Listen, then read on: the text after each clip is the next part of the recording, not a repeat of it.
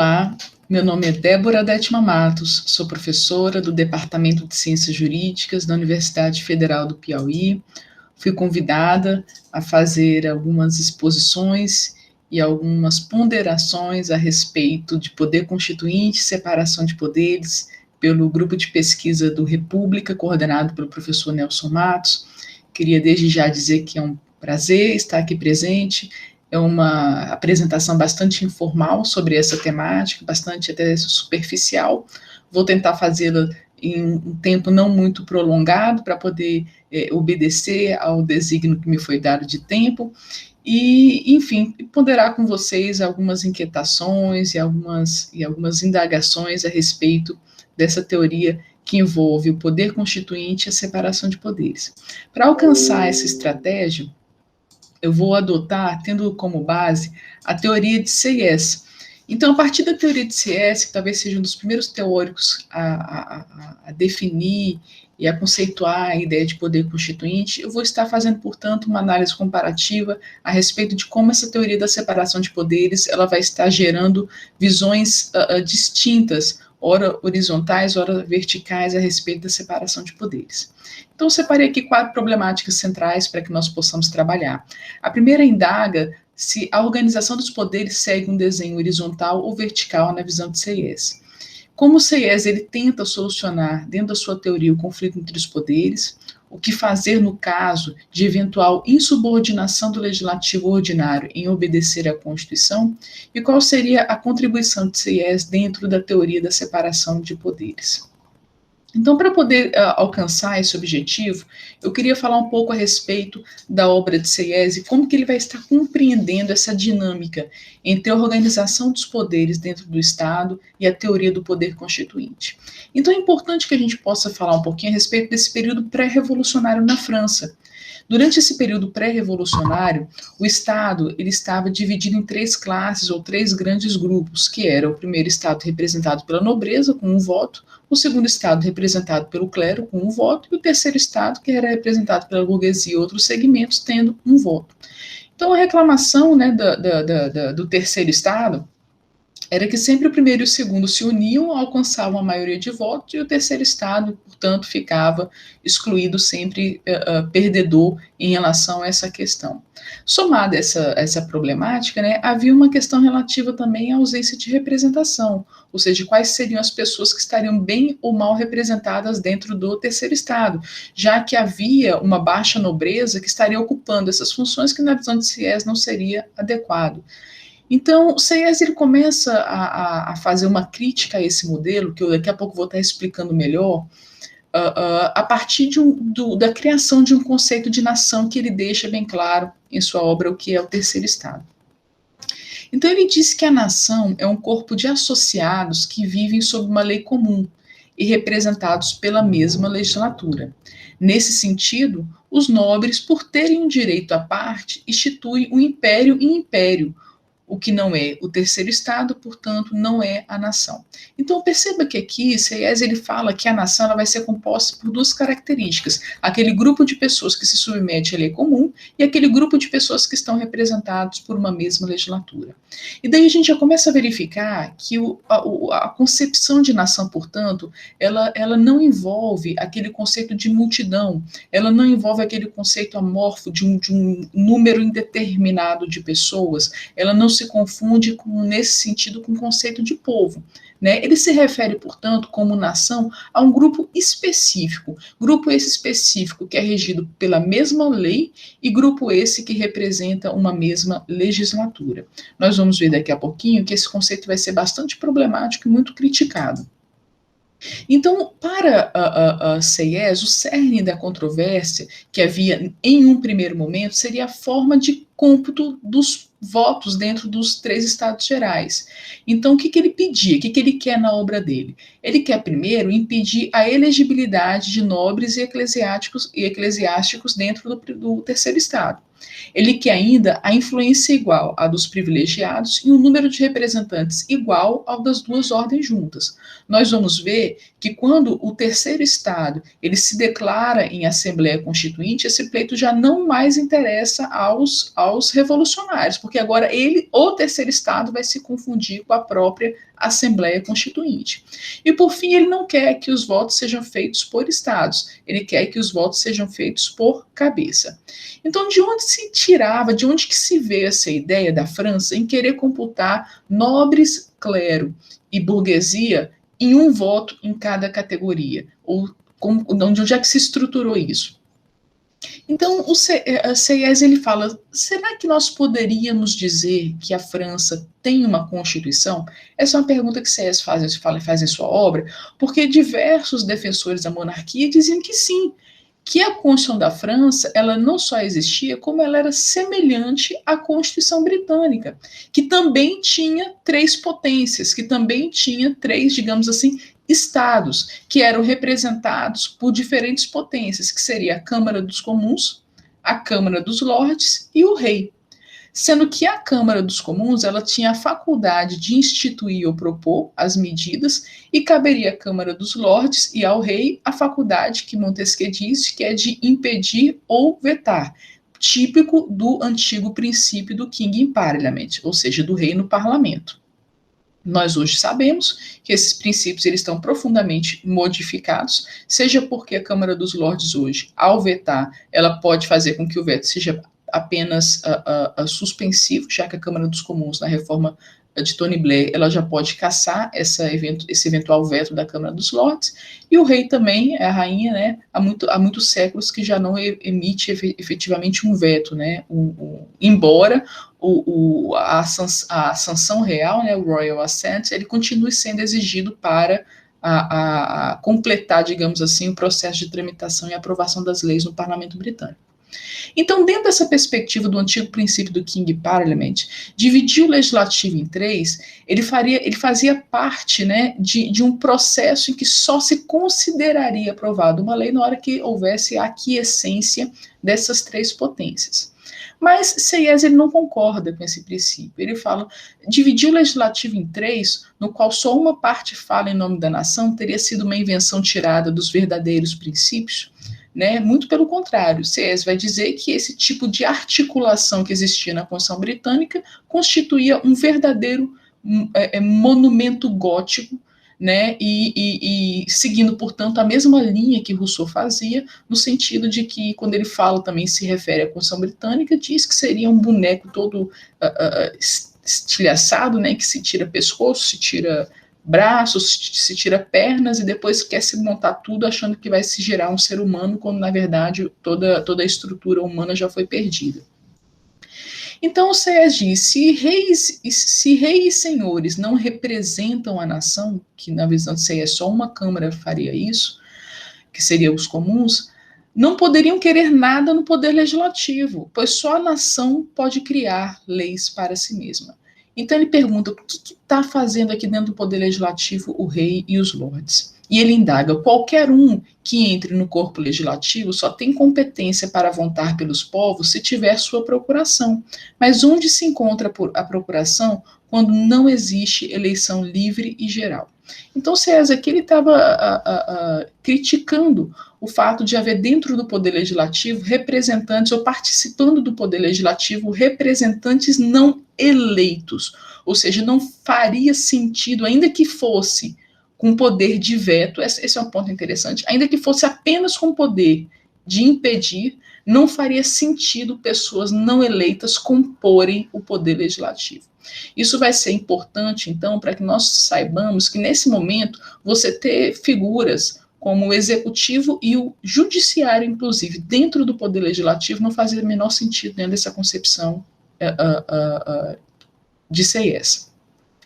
O legislativo, portanto, sem a influência do poder legislativo, do poder executivo, ele vinha de uma forte inspiração rousseauiana, né? Ele, nesse caso, Sieyès ele não cria, ele não inventa, né? Fazia parte, né? O próprio Rousseau diz que o legislativo, ele na verdade é a manifestação da vontade geral, é a soberania, é aí que reside a soberania, né, na suprema autoridade de legislar, sendo que executivo e judiciário, eventualmente ele não entra nessa questão do judiciário, mas os outros poderes, como o executivo, por exemplo, eles só estão, portanto, tendo o papel de executar aquilo que foi instituído pela vontade geral. Então, na França, né, se votava. E se a Constituição Britânica ela tinha um caráter conservador, compelindo as três ordens ao consenso para implementar a mudança, a teoria de Sayers procurava justamente pelo o contrário, ela queria facilitar a mudança. Perceba, portanto, que se nós adotássemos o mesmo critério que os ingleses, ou seja, se os franceses adotassem o mesmo critério que os ingleses, que obrigava que toda lei ela tinha que ser fruto do consenso entre essas três potências, isso nunca teria viabilizado aquilo que Sayers e os outros revolucionários implementavam, porque eles não iriam conseguir compor, nesse caso, uma teoria que eventualmente, inclusive, abolisse a monarquia com a aquiescência do próprio monarca. Isso não seria algo que seria atingido. Então, Sayers ele começa a dizer e elaborar medidas para controlar o legislativo. Os ingleses, no primeiro momento, eles controlavam o legislativo de que maneira? Então, quando nós lemos Montesquieu, nós vemos, portanto, que isso é uma coisa bastante interessante, né? Que existe, inclusive, uma confusão entre a ideia da supremacia legislativa com a ideia de um legislativo ilimitado. E muito disso a gente vai ver mais para frente, que tem um pouco dessa fala de Marshall em Marbury versus Matthews, que faz gerar essa percepção. Entretudo, sempre que nós vemos as teorias de supremacia legislativa, nós nunca nos deparamos com autores que vão dizer que o legislativo ele é ilimitado, muito pelo contrário, né? Os grandes teóricos da supremacia legislativa, começando desde Locke até, enfim, passando por Montesquieu, ou por Sayers, enfim, todos eles vão estar, de alguma forma, visando mecanismos de controle ao legislativo e não aceitando que o legislativo, portanto, é absoluto ou despótico para poder fazer o que bem entende. Então, para os britânicos, como é que eles queriam controlar o seu parlamento? Como é que eles iam fazer para controlar o poder legislativo? Eles faziam isso dividindo internamente o poder legislativo, dando uma função específica à Câmara dos Comuns e dando uma função específica à Câmara dos Lordes e ao rei, fazendo com que houvesse, inclusive, uma divisão dessas funções, cabendo aos comuns o poder de instituir a lei e aos lordes e ao rei apenas a faculdade de impedir. Então, obrigando a composição, você tinha uma lei que era fruto não do que se intencionou inicialmente pelo primeiro, não do que se intencionou inicialmente pelo segundo ou pelo terceiro, mas o fruto daquilo que foi capaz de ser gerado a partir dessa composição obrigatória. Então, para os americanos, a estratégia foi dividir o poder legislativo também, só que dividiu o poder legislativo de uma forma diferente.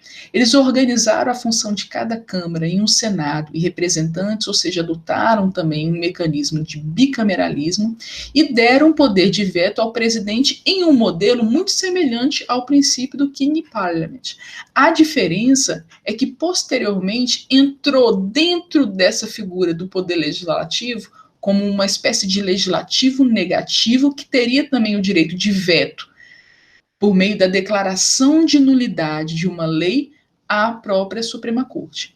Então, nós sabemos que isso não foi colocado na Constituição Americana, mas, como Gordon Wood fala, isso já era um debate que antecedia a própria Constituição Americana desde os processos de ratificação e debate da criação da própria Constituição, de tal maneira que o governador Morris, por exemplo, acreditava que o veto do presidente, como o presidente ele era eleito, ele não era vitalício, tal como o monarca, ele não seria capaz para poder frear ou fazer frente ao poder legislativo, prescindindo, portanto, de uma outra força que reforçasse a atuação do presidente, que seria exatamente a Suprema Corte. Então, nisso aí a gente sabe que começa a desenvolver a teoria do Judicial Review, que vai sendo paulatinamente empregada dentro da jurisprudência norte-americana. Mas, para Sayers e a sua teoria do poder constituinte, essa lógica não funciona, porque Sayers não quer a presença de pessoas não eleitas dentro do poder legislativo, inclusive dando a elas o poder de veto. Ele não concorda com essa composição nesse momento, em 1789. Quando ele escreve o Terceiro Estado, ele estabelece uma regrinha, uma lógica, que começa com a instituição da nação, que é essa associação de indivíduos, né? Indivíduos esses que são submetidos a uma mesma legislatura, passa para esses indivíduos criando uma Assembleia Constituinte por meio da representação, ou seja, por meio da escolha de representantes eleitos. Então, ele não é um defensor da democracia direta nessa perspectiva, muito pelo contrário, ele vai defender uma democracia representativa, porque a nação, ela se manifestará apenas para poder escolher representantes eleitos que vão constituir uma Assembleia Constituinte. Essa Assembleia Constituinte cria a Constituição, que só então começa a surgir o direito positivo, e essa Constituição organiza os poderes constituídos e começa a se elaborar as leis. Quais são as consequências dessa lógica de raciocínio? É que a nação, ela não está submetida a uma Constituição. Por quê? Porque a nação antecede a Constituição. Isso vai gerar toda uma ideia de que a nação, portanto, ela vai ser soberana. E se ela quiser alterar qualquer termo em relação à Constituição, ela pode fazer, porque ela antecede a própria criação da Constituição. Nesse sentido, não há pré-compromisso. A nação, ela não é capaz de impor deveres a si mesma. Se duas partes do contrato são iguais, de CIS, ela pode desobrigar-se de tal compromisso. Então, se ela quiser revogar a Constituição e criar outra Constituição, ela pode fazê-lo sem ter que obedecer predisposição textual de uma Constituição anterior. Por fim, os corpos que existem e agem por elas não podem tocá-las. Isso é algo muito interessante, porque percebam que, embora CIES ele seja um teórico defensor da supremacia legislativa, ele é também um teórico defensor da supremacia constitucional, porque estabelece que legislativo, executivo e judiciário não podem alterar aquilo que foi instituído pela nação, pelo poder constituinte. E faço aqui uma demonstração desse raciocínio que foi colocado no artigo 1º do título 3 da Constituição de 1791 na França. Então, olha o que diz o dispositivo. Ele fala que a soberania é una, indivisível, inalienável e imprescritível. E essa soberania, ela pertence à nação, e que nenhuma seção do povo, nem nenhum indivíduo pode atribuir-se seu exercício. Diz ainda no artigo 1º do título 7 que a Assembleia Nacional Constituinte declara que a nação tem um direito imprescritível de modificar a sua Constituição. Não obstante, considerando mais conforme com o interesse nacional o que se use desse direito de reforma para modificar, através dos meios previstos na própria Constituição, os artigos a respeito dos quais a experiência tenha mostrado os inconvenientes. E aí eu chamo aqui a atenção, senhores, para algumas características. Veja só que não é possível que a legislatura ordinária ela possa sequer alterar a Constituição. Então, olha o que diz o artigo 2º, ele fala que quando 3 legislaturas consecutivas tenham expressado uma vontade uniforme para modificar algum artigo constitucional, se procederá à revisão solicitada. Então, ele está se colocando aqui um mecanismo de convocação de uma constituinte, que não poderá, perceba que neste momento a Constituição, ela sequer admite as chamadas emendas à Constituição, porque compreende que um legislativo ordinário não poderia sequer alterar o poder constituinte original, a Constituição, por meio de emendas. Teria que se convocar uma Assembleia Constituinte para se alterar qualquer parte do texto constitucional. É como se toda a Constituição de 1791 fosse ela toda cláusula pétrea, porque nenhuma parte dela poderia ser objeto de deliberação ou de modificação por meio do legislativo ordinário.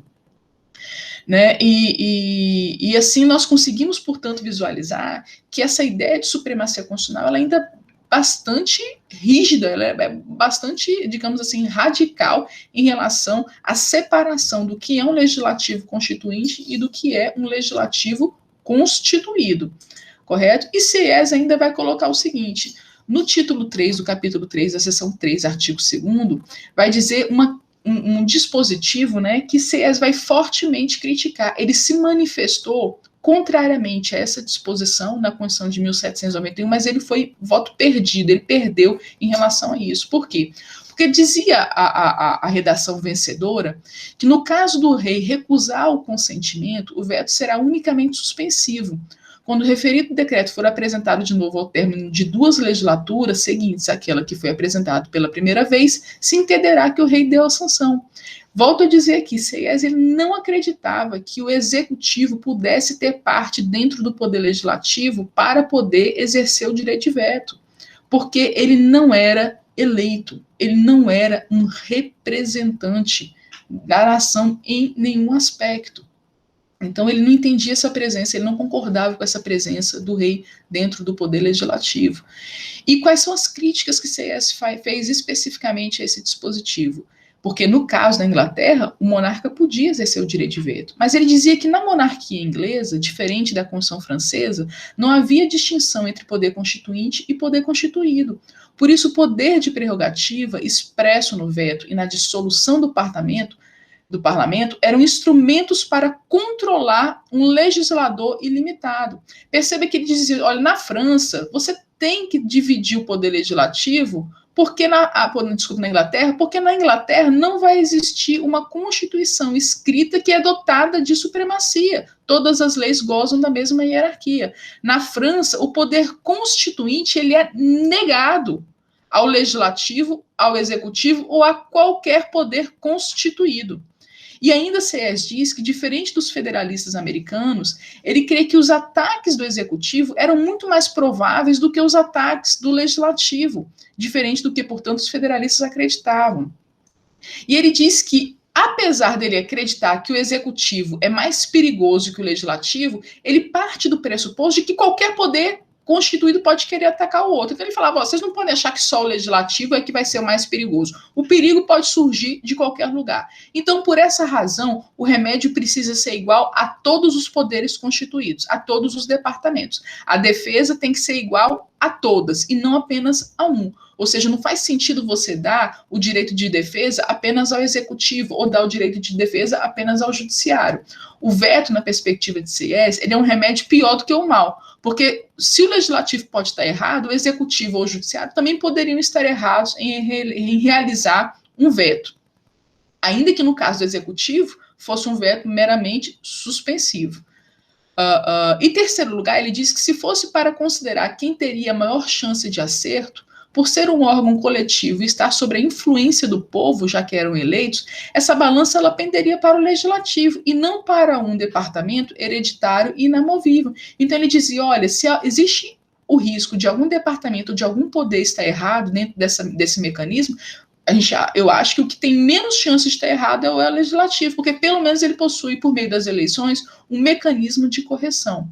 E ele não compreendia, portanto, a obsessão de tanta preocupação em relação ao poder legislativo, tal como os federalistas tinham, quando ele achava que, na verdade, o maior risco de tirania podia residir justamente na figura do monarca.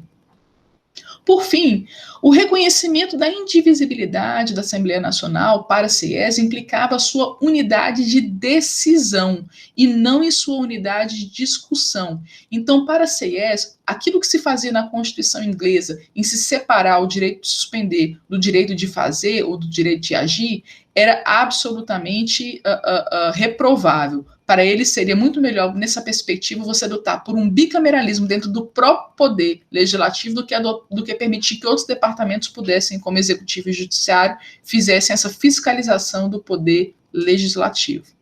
Então, então Sieyès indaga, quem controla um poder legislativo ordinário que eventualmente seja insubordinado?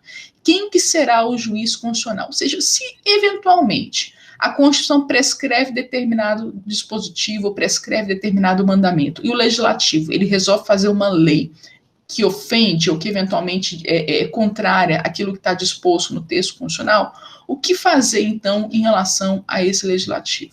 Então, a Constituição de 1791 tinha um dispositivo no artigo 3º do título 13, capítulo 5, que dizia que os tribunais não podem imiscuir-se no exercício do poder legislativo, nem suspender a execução das leis. Tampouco podem realizar funções administrativas e nem citar ante a eles os administrados em razão de suas funções. E dizia, mas se a própria legislatura, se as diferentes partes desta primeira Constituição não concordam entre si, quem vai ser o juiz supremo? Então, CIES vai estar dizendo, pois sempre é necessário que haja um, ou a anarquia substitui a ordem. Ou seja, CIES diz, tudo bem, alguém precisa ficar com a espada na mão. Quem que vai ficar com a espada na mão diante de um eventual conflito entre os poderes constituídos, inclusive com um legislador ordinário? E ele responde, os representantes ordinários de um povo estão encarregados de exercer, nas formas constitucionais, toda essa porção da vontade comum que é necessária para a manutenção de uma boa administração. Seu poder se limita aos assuntos do governo. Os representantes extraordinários, por outro lado, terão um novo poder que a nação lhes dará como lhe aprouver. Um corpo de representantes extraordinários supre a Assembleia desta nação, mas ele substitui a nação independente de toda espécie de formas constitucionais. Assim, se houvesse uma briga eventual entre os departamentos ou entre estados gerais, quem seria consultado para poder ficar com essa espada na mão e resolver os conflitos? O poder constituinte, os representantes extraordinários do povo. Eu nem preciso dizer aqui nesse momento que os federalistas eles vão realmente refutar esse tipo de solução como uma solução eficaz para poder conseguir limitar o legislativo. Eles vão dizer que esse tipo de solução não é adequada e não é eficaz. Daqui a pouco voltamos a ela. Mas o fato é que, na perspectiva de CIES, o legislativo ordinário poderia ser controlado não pelo executivo, não pelo judiciário, mas por meio de dois mecanismos: eleições periódicas e a convocação de uma Assembleia Nacional Constituinte.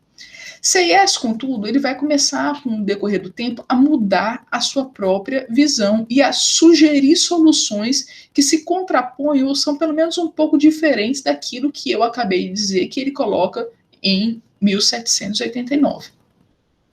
Então, neste período, já em 1795, a França já estava atravessando um problema sério, que a cada 2 anos a França tinha uma nova Constituição. Isso gerava, portanto, um problema sério de estabilidade dentro do governo. Então, o CIES, na Constituinte de 95, propõe um chamado júri constitucional. Já antecipo aqui que essa proposta ela não foi aprovada. Mas essa proposta de CIES já começa digamos assim, a germinar aquilo que seria algo próximo de um tribunal constitucional. Não tribunal constitucional judicial, não, mas ainda assim uma corte constitucional. Então, quais seriam essas funções, né? Elas agiriam, esse júri constitucional, ele agiria mediante provocação, nunca de ofício. Os cidadãos comuns, as minorias de cada conselho, assim como o Conselho dos Anciãos e dos 500, poderiam formular denúncia contra atos do Conselho, das Assembleias Eleitorais e Primárias e contra o Tribunal de Cassação. Então, caso o júri constatasse a inconstitucionalidade do ato, pronunciava sua nulidade. Perceba que já está começando meio que a exercer aqui um controle de constitucionalidade. Além disso, nos termos do artigo 11, a cada 10 anos, o júri constitucional proporia a revisão da Constituição à Assembleia Primária, que poderia aceitar ou rejeitar a proposta. Aceitando, caberia ao Conselho dos Anciãos redigir, recebendo a autoridade constituinte delegada. Então, se trata de um júri, que seria uma espécie de corte, composta por representantes eleitos, seriam pessoas eleitas dentro dessa perspectiva de CIES, tá? Então, eu acredito que 2 conclusões elas poderiam ser possíveis. O CIES mudou de ideia, admitindo que a arbitragem constitucional pudesse ser feita por um órgão do poder constituído, se fosse essa a natureza do júri constitucional, ou o júri, ele, para seguir essa coerência em sua visão revolucionária, o júri seria uma manifestação do poder constituinte. Mas, em um caso ou em outro, parece que as 2 alternativas apresentam uma certa inconsistência, porque se existe arbitragem de órgão do poder constituído, isso parece ser diferente do que ele afirmou alguns anos antes. Se o júri constitucional ele é uma manifestação do poder constituinte, sua forma de composição também parece ser estranha para poder ser uma representação da nação. Então, ao considerar que o júri poderia atuar com autoridade constituinte, haveria uma aproximação de CIES e Condorcet, uma vez que a autoridade soberana do povo estaria dividida entre assembleias primárias e o júri. Além disso, o poder constituinte concebido por Sayes era incondicionado e ilimitado. Entretanto, na proposta do júri constitucional de 1795, o poder constituinte ele era regulado e disciplinado dentro das funções do júri. Então, ao procurar evitar tumultos e revoltas constantes de reforma da Constituição, restringiu-se a consulta constitucional e condicionou o aparecimento do poder constituinte das assembleias primárias apenas a cada 10 anos. Se fosse um órgão, e perceba então, portanto, se já quer dar forma àquilo que não tinha forma pré-concebida, né?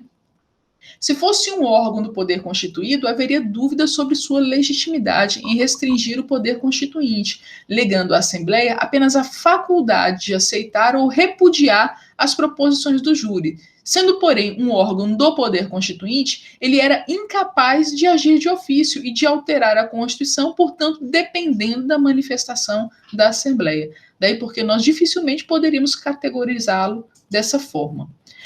Alguns anos seguintes, ainda depois, né, Sayes ele dá um outro formato de uma outra visão que começa a aparecer ainda mais a uma corte constitucional. Porque agora, diferente do júri constitucional, seus membros eles não seriam eleitos, mas eles seriam um grande órgão ainda, mas composto por integrantes vitalícios e inamovíveis.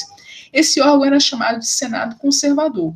Então, o Senado Conservador ele tinha a competência em manter ou anular os atos encaminhados como inconstitucionais pelo tribunado ou pelo governo. Então, ele exercia uma verdadeira função de controle de constitucionalidade. E apesar de Sayes denominar a instituição como Senado, a forma de indicação e a prerrogativa de seus integrantes tornam muito próximas a uma corte de juízes, do que necessariamente ao modelo parlamentar de júri constitucional, embora não fosse, volto a dizer aqui, nenhum dos dois modelos composto por integrantes da magistratura, embora o conhecimento do direito seria necessário para a composição desse órgão. Ou seja, ele seria um órgão, portanto, que teria essa natureza aristocrática, né? Essa composição dificultaria ainda mais a tese na qual o Senado Conservador exerceria a autoridade constituinte, nos moldes da soberania popular, do controle do mandato e de sua delegação, porque eles não seriam de forma alguma eleitos periodicamente, mas a reconheceria por sua autoridade em solucionar os conflitos entre os poderes, ou seja, o que daria, portanto, o lastro para a atuação desses 80 membros seria justamente a sua notoriedade, a sua expertise em relação ao direito e aos assuntos de governo. Já finalizando aqui, portanto, para o encerramento da minha fala, eu faço a seguinte indagação. Eu pergunto, eu coloco, né, os problemas em se colocar uma assembleia eleita como juiz constitucional. Então, quando nós colocamos o poder constituinte dentro de um modelo de separação de poderes, em que é o poder constituinte que será o árbitro, é o poder constituinte que ficará com a espada na mão para poder resolver o conflito entre os poderes constituídos, há algumas ressalvas. Então, o Madison, no Federalista 47 e 48, ele disse que a primeira, menor, consistia em denunciar o caráter eletivo da Assembleia, que fazia com que diversos membros responsáveis pela edição do ato acabassem sendo juízes de si mesmos. Então, ele estava analisando nesse caso o modelo de Constituição da Pensilvânia, que dizia o seguinte, olha, quando nós buscamos essa espécie de conselho de censor, ou, enfim, esses mecanismos, essas assembleias eleitas para controlar o legislativo, o que a gente vê é que quem se elege para poder fazer o controle do poder legislativo é exatamente aquele mesmo perfil, aquelas mesmas pessoas que participaram da elaboração da lei, havendo, portanto, uma mistura entre o legislador ordinário e aquelas pessoas que compuseram a sua respectiva, o respectivo órgão eletivo de fiscalização.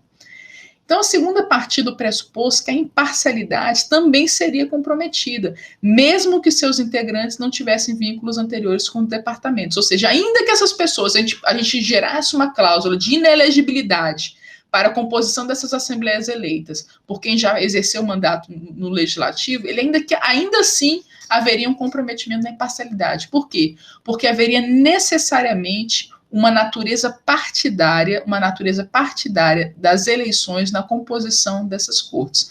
Os vícios, portanto, seriam intrínsecos à natureza eletiva da sua forma de composição. Thibodeau também fez uma crítica ao dizer que o júri constitucional ele teria o mesmo problema do Conselho de Censores da Pensilvânia, que é justamente essa crítica que Madison faz, agravado com o fato de que, diferente dos conselhos dos censores da Pensilvânia, eles seriam um órgão permanente, que constituiria, portanto, uma terceira Câmara com os mesmos vícios que poderiam acontecer na primeira e na segunda, criando, portanto, câmaras infinitas. Então, Thibodeau ele vai defender a supremacia legislativa, mas ele, para controlar o legislativo, ele vai apenas exigir que ele seja dividido em duas câmaras, ou seja, o bicameralismo é um mecanismo suficiente de controle do poder legislativo. Ainda há os problemas de se colocar uma Assembleia eleita como juiz constitucional. Também fazendo uma crítica ao júri constitucional, em 1795, Louvet afirmou que se o júri fosse útil, ainda que se considerasse ele como um órgão útil, ele ainda permaneceria sendo perigoso e fatal. Então, o que Louvet diz? Ele diz que seria o primeiro da República que teria o direito de vida e morte, como também sobre o poder executivo e legislativo. Poderiam paralisar todas as leis, execuções, estradas, um poder irrefutável, não havendo nada sobre ele para suprimi-lo, nada para prendê-lo. Sendo um poder único, uma Assembleia única, com o poder de não ter um contrapoder para lhe fazer frente. Então, esse é um ponto interessante quando a gente coloca o poder constituinte como um fiscalizador dos poderes constituídos, que é o fato de que o que ele decide não vai haver, os poderes constituídos, portanto, tendo que obedecer, não vai haver nada que lhe contraponha, bem na visão inglesa, né, nada que lhe faça frente para poder impor algum tipo de limite. Já que, portanto, ele é uma manifestação máxima e soberana. O problema, portanto, não era a falta de controle, mas a falta de um controle institucional. E é exatamente esse o problema das assembleias constituintes, que são ilimitadas, irrestritas, anárquicas, unicamerais e que, curiosamente, são desejáveis pelos franceses para criar uma constituição, mas não são desejáveis para os franceses para interpretá-las. Então, a única lógica nisso que eu observo é que o poder constituinte seria um mal necessário, que deveria ser restrito na medida do possível sob pena da revolução nunca cessar. Contudo, também, eu acho que nós precisamos de destacar os problemas em colocarmos a autoridade de controle do legislativo em órgãos ou pessoas que são dotadas de vitaliciedade, como ocorre, por exemplo, em relação ao monarca ou em relação a juízes constitucionais vitalícios. Então, qual foi a fala de Sieyès em 1789? Ele diz o seguinte, olha, vetos absolutos, ou seja, quando a pessoa diz não e ninguém mais pode fazer nada, vetos absolutos, sobretudo quando emanados de autoridades vitalícias, podem estar errados em impedir a soberania popular. Ocorre com o veto absoluto do rei, do controle judicial de constitucionalidade, com a figura do Senado conservador, do antigo princípio do King in Parliament, dentre outros. Rosan Vallon também diz que a aporia do júri constitucional é que ele estava acima das duas câmaras, decorria de sua natureza, portanto, hierárquica e da ausência de controle institucional. Contudo, qual é a diferença entre o poder do hierárquico júri constitucional em relação ao poder de qualquer outra corte de justiça ou qualquer pessoa do executivo com o poder do veto absoluto? Ele não se atenta, portanto, que o júri só tinha o poder de impedir, de vetar. Então, o que eu estou querendo dizer nessa perspectiva é que as críticas que se fazia ao júri constitucional, elas não são diferentes das críticas que nós podemos eventualmente fazer, por exemplo, a uma corte judicial constitucional, que vai estar exercendo a mesma natureza hierárquica, digamos assim, de dizer em última palavra o que pode ou não ser aprovado. Então, Sieyès também, em 1795, diz que é problemático contar apenas com assembleias constituintes para controlar o legislativo. Ele, nesse momento, já estava aqui concordando que colocar o poder apenas ao poder constituinte poderia ser algo problemático e ineficiente. E a ideia dos vetos relativos, mais compatível com o atual princípio do King in Parliament, ou mesmo com a Constituição de 1791, reúne no legislativo a faculdade de estatuir e impedir. Essa era uma cisão legislativa que Sieyès não admitia antes, em 1789, mas por questões pragmáticas, já que estava ele também participando do governo, passou a admitir de fato em 1795 e 1799. É, portanto, um problema quando órgãos não eletivos exercem o veto absoluto. Nesse aspecto, perceba que talvez a solução de Sieyès em colocar essa autoridade na mão, digamos assim, de pessoas não eleitas, ainda que ele reconheça posteriormente que não vai ser tão eficaz colocar o poder constituinte como fiscal, eu acredito que a crítica que ele faz em se conceder o veto absoluto e conferir a última palavra ao monarca, ou conferir a última palavra a integrantes vitalícios não eleitos sem a contabilidade popular, é também um problema no que diz respeito à separação de poderes, ao controle do poder legislativo, ainda, né, que é o objeto aqui da nossa exposição. Então, há impactos para a soberania popular. É claro que há, quando você tem pessoas que não têm representação popular, que podem, em última análise, dizer como que uma lei vai ou não viger, qual lei vai ou não vigorar, é claro que isso possui um déficit para a soberania popular. E é um problema ainda maior quando o poder de instituir e impedir são reunidos em órgãos sem controle popular. Veja, se nós aqui já estamos dizendo que é criticável o fato de órgãos não eleitos terem a faculdade de impedir, quando nós partimos do pressuposto em que esses órgãos não eleitos não só poderão impedir, como eles ainda podem propor, ou seja, eles podem instituir a mudança, eles podem criar, nessa perspectiva, a legislação sobre o aspecto de que eles vão estar instituindo uma regra que não existia anteriormente. Então, na verdade, nós fazemos algo pior, algo que Montesquieu já havia alertado, que é concentrar todas as funções legislativas ainda com funções executivas ou com funções judiciais, dando margem, portanto, para aquilo que ele acha que pode ser um problema ou uma grave possibilidade de tirania ou despotismo. Então, com isso, se torna essa figura ou esse órgão o grande poder legislativo, torna-se, de fato, um órgão constituinte, porque ele vai poder dizer o que é a Constituição, com a gravidade, com o gravame de não ser um constituinte eleito. Então, são algumas das ponderações que eu gostaria de fazer.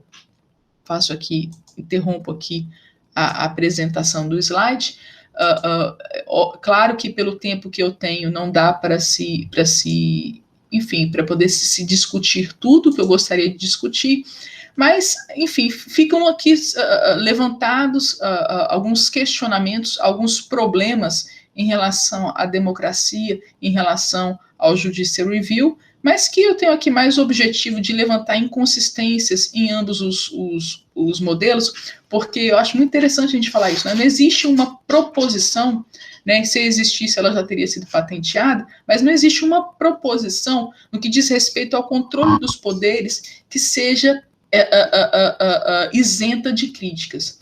Toda proposta que nós estudamos, seja ela colocar a espada na mão de algum dos poderes, seja dizer que não tem espada, seja dizer que tudo tem que ser feito por intermédio de uma deliberação, enfim, todas as propostas que são feitas na tentativa de se buscar um verdadeiro equilíbrio, um governo que assegure liberdade e que assegure uma legislação compatível com a Constituição, são propostas passíveis de críticas e que nos cabe aqui nos filiarmos àquela proposta que nós achamos que, digamos assim, é a menos criticável, ou é aquela, pelo menos, que vai permitir, esse é meu ponto de vista, uma maior accountability, pelo menos um maior controle popular a respeito do que quer o povo em relação não só à criação da sua Constituição, mas especialmente em relação à interpretação da Constituição. Porque não se trata apenas do povo criar a Constituição, mas se entender também que ao se interpretar, nós estamos dizendo o que a Constituição é.